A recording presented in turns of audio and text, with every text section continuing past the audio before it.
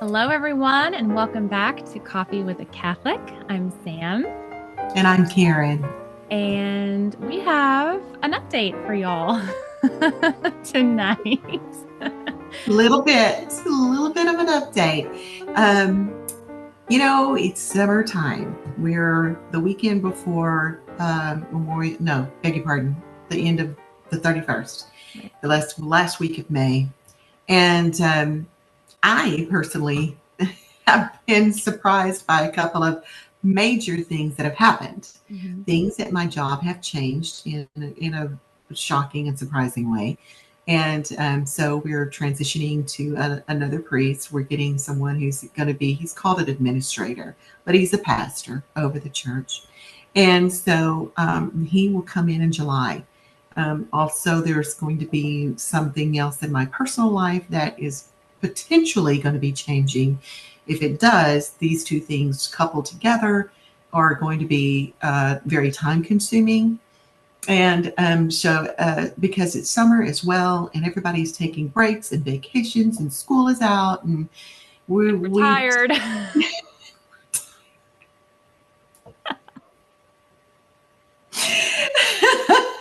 Just being honest, we're tired. Yes. And so we just decided we're going to take a little bit of a summer break. I need to regroup. Because when we do the podcast, I just try to really pay attention where I feel like the Lord is telling me that he wants to talk about next. And lately it's just not really been anything. And I don't want to put myself in a position where I feel like I'm taking over what he wants to do. Right. And so because I just don't feel like there's anything that he really wants to talk about right now, I talked with Sam and we just both decided with everything going on, let's just take a break for a little bit, and we'll regroup and see if we are called to come back in the fall. Mm-hmm. This is really up to God and what he wants to do. I want to personally thank everyone for watching, all of you who've been really interested. I hope and pray that you've been able to get something from it, because it's been a pleasure for me to bring this information to you. And that's the way that I look at it. I look at it as simply information.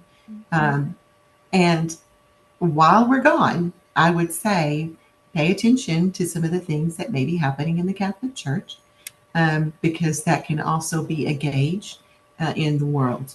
And if you pay attention to it, and if you look at what maybe the Pope is releasing or people are saying, you can apply it to other things that you're seeing going on. Don't discredit anything just because it's Catholic. Take a look at it, see what's going on, and the Lord will speak to you and he'll guide you. It's not about me guiding, it's about the Lord and the Holy Spirit guiding you. So again, I just want to say thank you for everyone. I do have a couple other guests before I leave. So before we stop. So here she is. Oh, isn't that the cutest thing? It's adorable.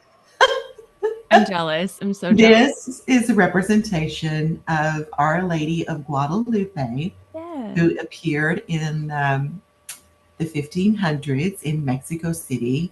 She is it's an enormous apparition site. It's an enormous site that people continue to go to all around the world. The story behind it is remarkable. The image that she left on a tilma. The tilma is made of cactus. It's only supposed to last a certain amount of years, and it is still standing. There was a bomb that was exploded there because somebody wanted to destroy it. The crucifix, the metal crucifix that was in front of the image, bent, and the image remained untouched. Scientists have looked into the tilma. There is no way that they can explain how the image is on this cactus cloth. They can't explain it.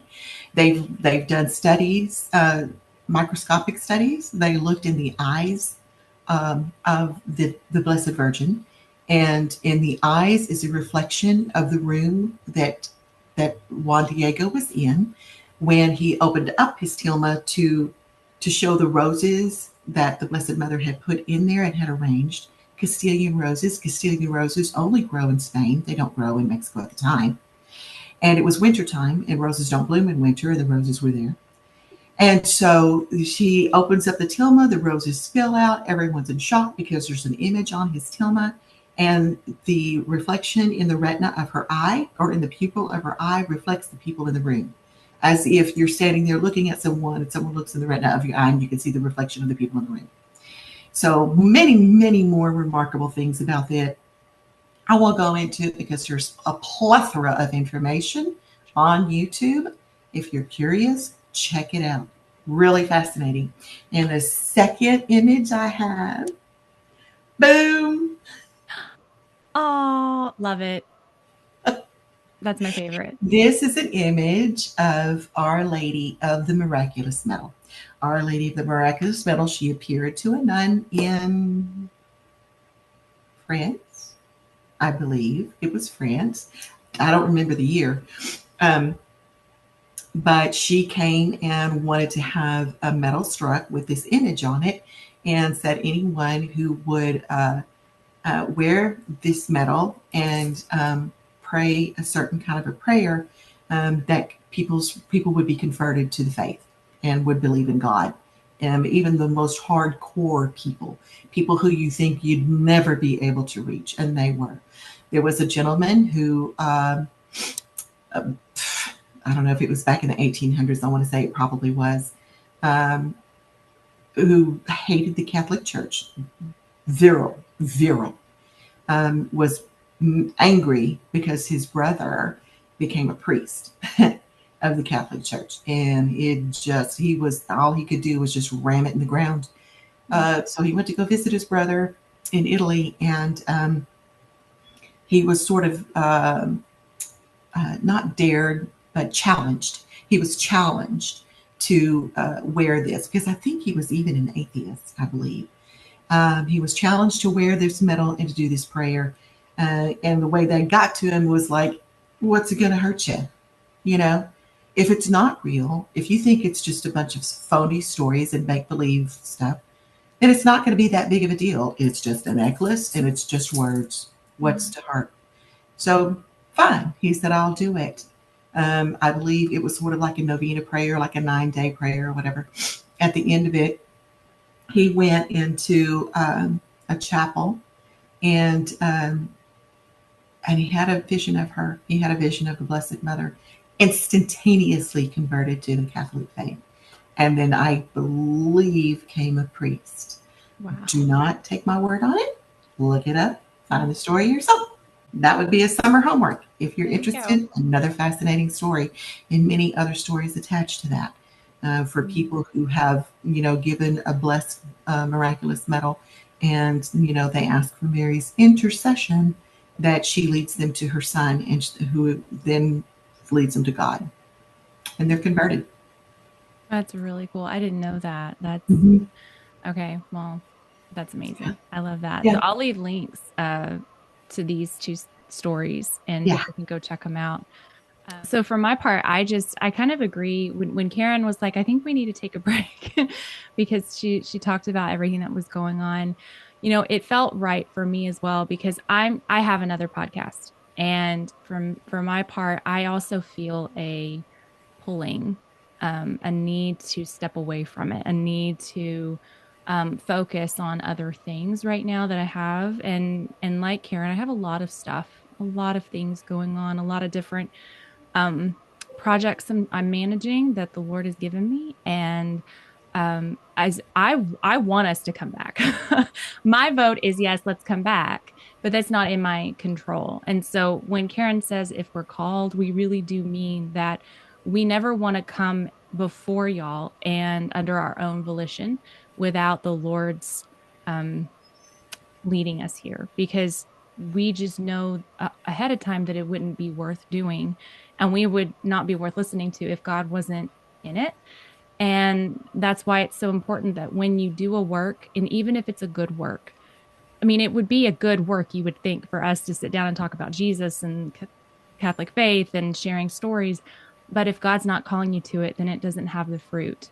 And so as you're thinking about in your life over this summer, if you're out there and you're wondering, what is my purpose? What is my calling? Is what I'm doing, if you're feeling pulled, okay, either away from something or towards something or both, my challenge to you is to go to the Lord in prayer and to really sit quietly with him and ask for others to pray with you in this and seek guidance, because it's not that you have to do it alone. The Lord uses other people to talk to you. He uses other people to give you wisdom, to send confirmation. And I challenge you to do that. I challenge you to really get curious about what the Lord wants for you and what work he wants to do through you.